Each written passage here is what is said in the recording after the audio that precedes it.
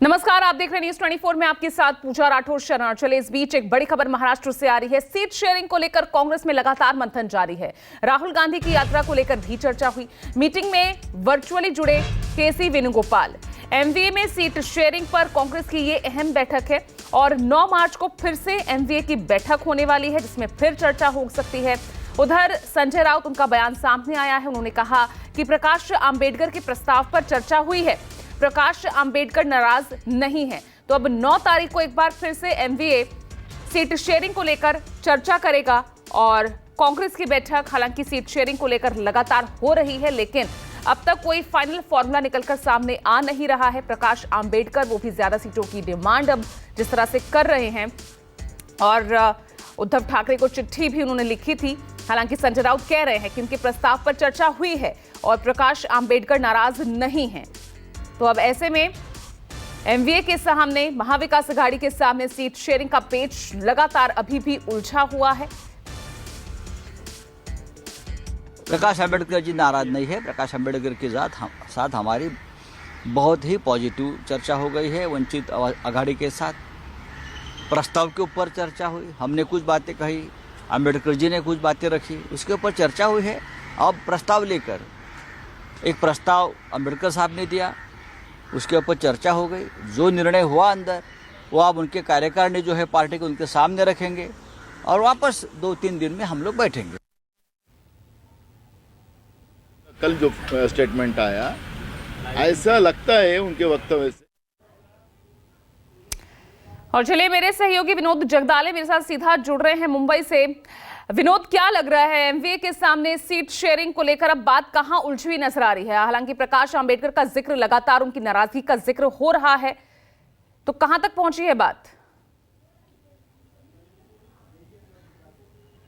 देखिए, प्रकाश आंबेडकर कल बैठक में शामिल हुए थे और जो अंदरूनी खबर ये है कि प्रकाश आंबेडकर ने 7 सीटों की मांग महाविकास आघाड़ी के सामने रखी है और ये मांग कांग्रेस पार्टी हो या शिवसेना यूबीटी हो, ये मानने को तैयार नहीं है। तो बीच का रास्ता निकालने की कोशिश वहां पर की जा रही है।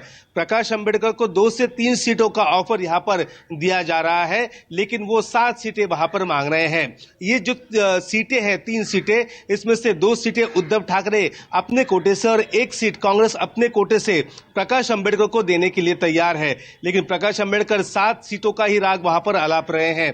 कांग्रेस पार्टी का यह कहना है कि वंचित हमारे साथ होनी जरूरी है, लेकिन उनकी जो मांग है 7 सीटों की, वो किसी भी मुद्दे पर खरी नहीं उतर रही है, क्योंकि 7 सीट उनके लिए मांगना ये सही नहीं है और कांग्रेस पार्टी इस मांग को मानेगी नहीं।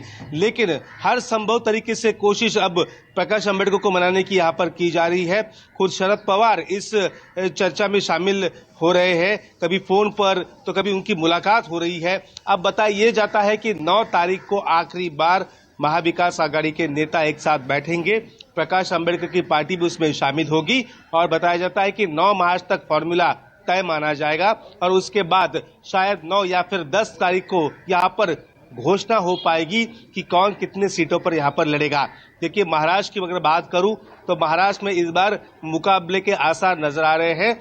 महायुति के सामने महाविकास आघाड़ी अपना एक वजूद खड़ा उसने किया है और प्रकाश आंबेडकर का साथ मिलता है तो मुकाबले में वहां पर रंगत और देखने को मिलेगी।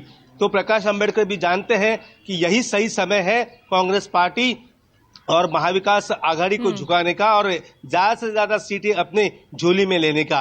लेकिन 3 से ज्यादा सीटें देने को कांग्रेस पार्टी हो या फिर महाविकास आघाड़ी है, वो तैयार नहीं है और 3 पर प्रकाश आंबेडकर मानते हैं तो यहाँ पर फॉर्मूला बनेगा, गठबंधन होगा। अगर वो ज्यादा सीट मांगते हैं तो कांग्रेस पार्टी जरा भी तैयार नहीं है। आज कांग्रेस पार्टी की बैठक चल रही है। केसी वेणुगोपाल ऑनलाइन तरीके से वहां पर जुड़ चुके हैं। प्रकाश आंबेडकर के मुद्दे पर वहां पर चर्चा हुई है, उन्हें जो फॉर्मूला दिया है उस पर बात हो रही है। कांग्रेस पार्टी कौन सी सीटों पर दावा करेगी या दावा कर चुकी है उस पर भी बात हो चुकी है और कौन से उम्मीदवार जिनके जीत के चेहरे हो सकते हैं, ऐसे उम्मीदवारों को वहां पर टिकट दिया जाएगा, इसको लेकर भी गहन मंथन इस बैठक में चल रहा है। अब 9 तारीख का इंतजार है, 9 तारीख को वहां पर बातचीत आगे बढ़ेगी।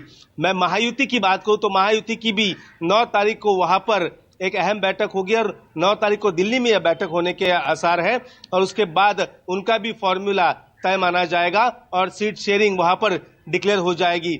लेकिन जो जानकारी मिल रही है सूत्रों के हवाले से 30 सीटों पर भारतीय जनता पार्टी चुनावी मैदान में उतरेगी।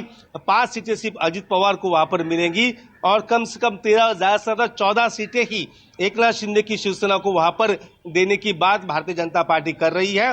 कल दिल्ली में पहुंचे थे देवेंद्र फडणवीस, उन्होंने बाद में कहा था कि जो भी हमारे सहयोगी दल है उनका सम्मान वहां पर बरकरार रखा जाएगा। तो जाहिर सी बात है कि वहां पर महायुति हो या महाविकास आघाड़ी हो, सीटों का पेच वहां पर फंसता हुआ नजर आ रहा है। ठीक है विनोद, तो देखना होगा कि सीटों के इस पेच को किस तरह से सुलझाया जाता है। 9 तारीख का यहां पर इंतजार रहेगा। बहुत बहुत